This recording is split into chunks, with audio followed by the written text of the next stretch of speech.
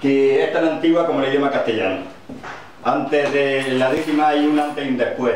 El antes es Vicente Espinel, el punto de inflexión es Vicente Espinel, que en el año 1591 la tradicional décima castellana, pues tenía otra rima distinta a esta, tenía su propia rima, su propia estructura, la reformó e hizo una estructura particular de la décima. Por eso, como es una estructura particular, una rima especial, la que puso Vicente Espinel, se le llama a la décima que él creó décima Espinela. Vicente Espinel no supo, o sea, las cosas se hacen y luego tienen su repercusión. Vicente Espinel hizo una estrofa que, como a él le dio la gana, y él no le llamó ni décima ni nada, él le llamó redondilla. Pero claro, uno de los discípulos de Vicente Espinel fue Lope de Vega. Lope de Vega, cuando vio la estrofa de su maestro, la décima que había conformado de alguna manera, dijo: oh, qué bien, qué chula, qué tal, la décima de Espinel, la Espinela. Y de ahí Lope de Vega bautizó, en honor a su maestro y por el uso del lenguaje, para darle un significado a esta décima en concreto, pues la identificó como Espinela. Desde entonces se llama décima Espinela. Y hay otro tipo de estrofas que son décimas, que tienen otras rimas, que tienen otras variantes, pero no vamos a entrar en ellas porque nos vamos a dedicar a la Espinela, que es la más clásica y es la que más se utiliza, tanto en la literatura de origen escrito como en la literatura de origen oral, en la oralidad. ¿Qué pasó con Vicente Espinel y con la Espinela? Pues que con Lope de Vega, como escribía tanto y tenía tanta fama, empezó a utilizar la Espinela en su obra de teatro. En el Siglo de Oro, lógicamente los escritores estaban conectados y vieron la innovación de Lope de Vega usando esta décima y empezaron a copiarle, tanto los escritores y escritoras de España del Siglo de Oro como los de América y las de América empezaron a escribir su obra de teatro en décima Espinela. Y entonces aquí ocurrió una cosa muy bonita, que es la décima Espinela para mí tiene una historia fabulosa. En América empezaron a escribir, la décima Espinela empezó a utilizarse en la literatura de origen escrito, como aquí en España, pero en América, por estas cosas de la magia de la vida, la décima se hizo del pueblo. O sea, la gente del pueblo empezó a cantarla no solo en un país de América, sino en todos los países de América. Hubo un proceso de aclimatación, digamos. Ha habido el indio Nagurí, uno de los grandes especialistas en décima cubano, le llamaba aplatanación, un proceso como la estrofa aplatanada, ¿no? La décima se integró en el folclore, en la cultura del pueblo, y se hizo cantar. Eso se desarrolló en América hasta el siglo XIX así, y en América hay una gran cantidad no solo de improvisadores que escriben, que cantan sus poemas en décima, sino poetas de cualquier tipo, la escriben, se canta. Y en el siglo XIX, con el tema de la gran relación que había entre Cuba y España, pues la décima Espinela cantada, o sea, desde el pueblo, desde el folclore, volvió a España. Que sepamos, al sur de España llegó a las minas de la Unión, en Murcia, donde un poeta marín, el poeta Marín, que fue uno de los famosos, fue el creador, digamos, del actual trova murciano, el Marín hizo la mili en Cuba, y cuando volvió, tuvo 3 años de mili en Cuba, cuando volvió a trabajar las minas, vino ya cantando la décima. Entonces la décima se hizo popular entre los mineros. Y luego también llegó, que sepamos, a finales del siglo XIX llegó a las norias, de forma oral, aquí a Ejido, y también a Turre, donde la décima llegó en una forma cantable que utilizaban solo las mujeres. Esto, además de que el proceso normal de la décima en España pues fue similar a lo de Cuba. En España empezó a utilizarse en la escritura escrita, en los escritores de tradición escrita, y también la asumió el pueblo. Tenemos muy pocos ejemplos históricos de troveros o de poetas que la dijeran oral, la décima, pero sí hay algunos, en el siglo XVII, en el siglo XVIII, en el siglo XIX, Con lo cual, yo imagino, o la gente, los especialistas en décima, en el uso de la décima, imaginan que ha habido una continuación también, una aclimatación también de la décima a nivel de folclore, a nivel en el pueblo, igual que la buena América. Bueno, pues igual que tenemos el flamenco de ida y vuelta, pues tenemos la décima de ida y vuelta. Es una historia chulísima, a mí me fascina. ¿Cómo fue la décima que concretó Vicente Espinel? ¿Cuál fue la estructura que él concretó? Aquí como ejemplo tenemos una décima preciosa de Federico García Lorca: norma de seno y cadera bajo la rama tendida, antigua y recién nacida, virtud de la primavera. Ya mi desnudo quisiera ser dalia de tu destino, abeja, rumor o vino de tu número y locura, pero mi amor busca pura locura de brisa y trino. Una décima, a mí me gusta mucho de Lorca, donde podéis ver, aquí los versos están numerados del 1 al 10, y la rima. El primero que rima, la rima primera es A, el primero rima con el cuarto y el quinto. La segunda rima que tenemos es la B, el 2 riman el 2 y el 3. La tercera rima que tenemos es la C, que riman 6, 7 y 10. Y la cuarta rima por fin, la D, 8 y 9. Bueno. Luego tenemos esta estructura de rima. Y luego tenemos que cada verso tiene que ser un octosílabo, como ya definió Vicente Espinel. Como si nos ponemos a contar sílabas, tenemos no, ma, de, se, no, i, ca, de, ra. 1, 2, 3, 4, 5, 6, 7 y 8. Si contáis todas las sílabas de todos los versos, veréis que son 8 clavados. Lorca sabía escribir poesía, escribía muy bien poesía. Igual que Lorca escribió esta décima, los poetas de todos, desde Vicente Espinel hasta ahora, o sea, tenemos ejemplos de décimas Espinela, yo creo, de todas las épocas, de todos los poetas. No puedo decir por todos, porque hay muchos que no escribieron, pero sí tenemos muchos ejemplos en la literatura de décima Espinela. Cosío, en su antología comentada que escribió sobre los poetas del siglo XIX, da un montón de ejemplos de aquello que eran 2 tomos, ¿recordáis? 2 tomos bien gordos de poetas del siglo XIX, pues ahí da un montón de ejemplos de Espinela impresionantes, y en todos los cancioneros, en toda la antología aparecen décimas por todos lados. A mí me gusta mucho la estrofa por el sonido. El sonido que tiene, la musicalidad que tiene, porque tanto por la rima, tiene una música especial, como se suele hacer con otro detalle que se suele hacer para dar musicalidad a las estrofas cuando son clásicas y cuando no, para darle, sabéis que uno de los grandes secretos para darle sonoridad y música a un poema es la rima interna, ¿no? Por ejemplo, aquí, en todo este lío de borrones que tenéis aquí, he marcado los procesos de rima interna que hizo Federico en esta décima. Tiene que yo haya visto 4 procesos de rima interna, o sea, no solo la sonoridad que da la rima final, sino que si además con el truco de la rima interna, con la técnica de la rima interna, potencia esa sonoridad, pues te sale un poema que dice, ¿y cómo es tan bonito, cómo es tan precioso? Claro. Mira, el primer proceso que he encontrado de rima interna lo hace con tendida, con ida, ida, y... ¿dónde lo he visto aquí? No, ia, idalia. Ia, el nu también de ia, ¿lo veis? Y por ejemplo, aunque sea desnudo, tendida, los sonidos de la...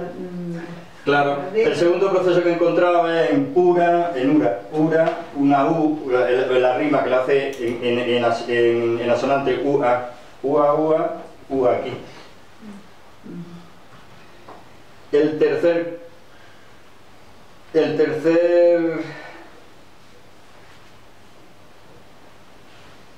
proceso que he encontrado en este era, ea, abeja, era. Y he encontrado un cuarto que es este, desnudo. Esto da sonoridad también, no es lo mismo, pero da sonoridad. Este desnudo con este número, tienen una música especial las dos palabras y parecida, ¿no? 4 procesos de rima interna he visto ahí. Eso le da una musicalidad al poema que tú dices, bueno, es fantástico, ¿no? Es redondo. Igual que la décima espinela se hace, bueno, a partir de aquí, de esta estructura, que esta es una estructura muy concreta, ¿verdad? Tenemos 10 versos, tenemos que están rimados y medidos, o sea, una estructura más concreta imposible. Bueno, pues a partir de aquí, la mayoría, muchos poetas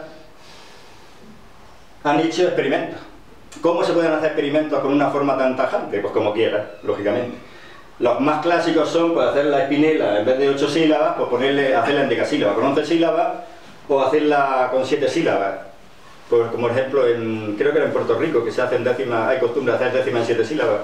No, o en 7 o en 6, o en 5, con menos sílabas. Otra irregularidad que se le llama a este tipo de procesos, porque como tenemos se le llama espinelas irregulares porque partimos de una forma regular. Entonces todas las variantes en literatura se le llaman espinelas irregulares.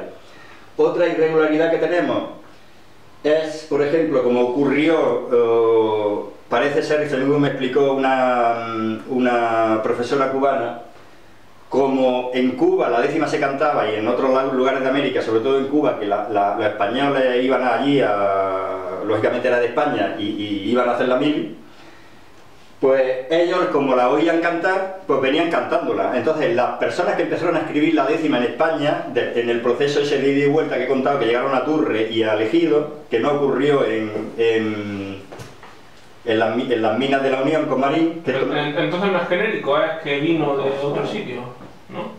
Eso ya tienes que escuchar. Sí, es que tuvo un proceso de ir a América y volvió. Es que claro, ves la Wikipedia y ya está situada la décima en el sureste español, o sea, en toda la parte. Entonces primero se inventó en España. La espinela la conformó Vicente Espinel, a través de la poesía del siglo de oro se difundió en América se difundió, además de los escritores cultos, en el pueblo, y desde el pueblo llegó, como estoy contando ahora mismo, llegó otra vez a España, desde la cultura popular, y llegó con una irregularidad, que es la décima. Por eso decía que como se cantaba en Cuba y la habían cantada, cuando se pusieron aquí a escribir décimas, la escribían con 12 versos, porque la décima en Cuba se canta, los 2 primeros versos se repiten al cantarlo. Entonces, cuando la gente que venía las formas que llegaron a las Norias, ya digo, y a Turre, que no ocurrió con la de la Unión. La gente, al escribirla aquí, hacían décimas con 12 versos. Entonces, aquí en las Norias a eso le hemos llamado la guajira alpujarreña, o la guajira de Almería, porque es una variante, según me explicó María Teresa León, una experta cubana una experta en música cubana. Pues yo le decía, bueno, ¿cómo es posible que se cante en el pueblo, se dé la décima con 12 versos? Y entonces me explicó este proceso. Como aquí se canta y allí llegaban y la escribían, pues escribían 12. Aquí oían 12 y allí escribían 12. Pues esa es otra irregularidad, y entonces se le llama la guajira, aquí le llamamos una guajira, y es una décima con 12 versos. Aquí en Almería y en la zona del poniente y en Turre también se da así. Pero sin repetir. Pero sin repetir, efectivamente. Bueno, yo creo que no tengo más nada que decir de la décima. Si hay una estructura, la décima espinela es una estructura fácil, es una estructura clásica, la tenemos muy asumida. ¿Y en el tenor toda la estructura también que tiene? Sí, ahí, ahora entramos a eso. ¿Que tenéis alguna pregunta, algún comentario sobre el tema de la estructura de la décima espinela? Bueno, pues mira. Chicos, Chao, Antonio. En la poesía de Almería, este es un libro sobre poesía de Almería del siglo XIX. En la poesía de todas las provincias, de toda España, de toda América, la décima está presente, como hemos comentado antes, en la poesía en la oralidad y en la poesía escrita. Un ejemplo, por ejemplo, de una décima de 1844, publicada en la prensa de Almería, es como un acertijo. Dice: En el diccionario existo, aunque jamás he existido. No soy ente concebido, ni concibo ni me han visto. Con Dios no estuve mal quisto, aunque empecé a figurar casi con Él a la par. Y después en la creación, pero por mi construcción, Dios no me puede mirar. ¿Qué será eso? Aquí no viene la solución, pero es un enigma, se titula la décima, se titula Enigma. Una décima de un escritor un poema en décima, de un escritor de Almería del siglo XIX, Antonio Ledesma. Estos se publicaron en 1899. Este es un poema que tiene 5 décimas. Os voy a leer la primera. Nada la marcha detiene. ¿Veis? Fijaros en la rima, cómo coinciden siempre. Nada la marcha detiene del genio audaz de la ciencia. Cantando su omnipotencia, la locomotora viene. Abismo que la refrene le opone el rotundo tajo, pero el humano trabajo tiende su brazo fornido y pasa el tren atrevido sobre el espanto de abajo. Está describiendo cómo pasa un tren sobre un puente. De 1844 es el Tenorio, era el de 1844. 44, sí. Que es un texto que conocéis todos muy bien, ¿verdad? Sí, yo. ¿Os suena, verdad, el Tenorio?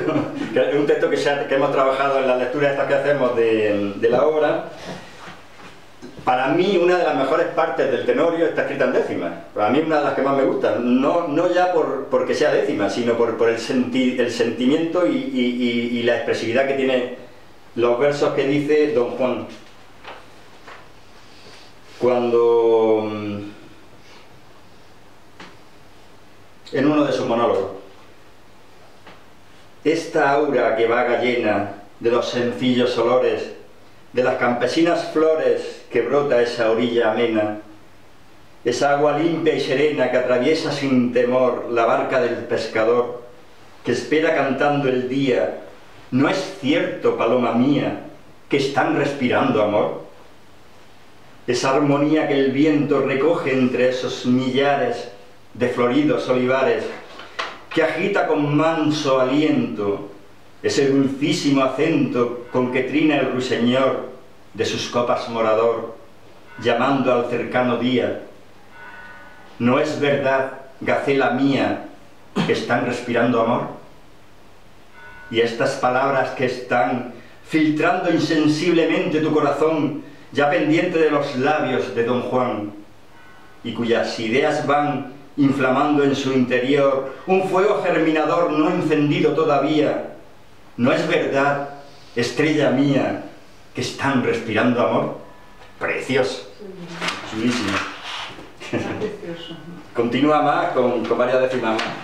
Creo que hay otra de las partes que está en décimas del Don Juan Tenorio es... Evoca mucho a la naturaleza, ¿no? Claro. Es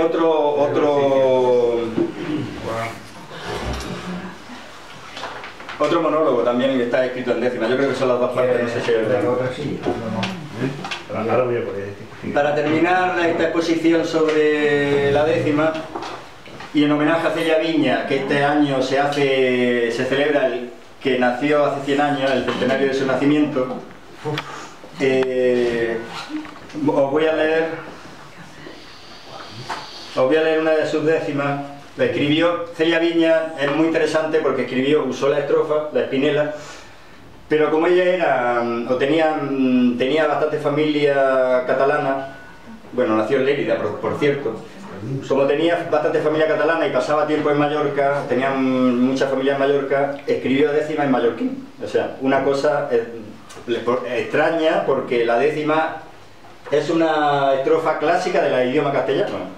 No pasó por ejemplo como con el soneto, que el soneto se inventó en Italia y se adaptó a la literatura española. La décima nació en la lengua española.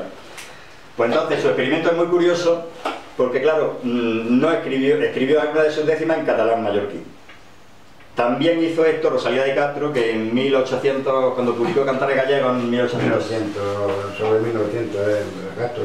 cuando publicó Cantares Gallegos, incluyó décimas en gallego, otro experimento parecido al de... Yo creo que como los idiomas no tienen barreras...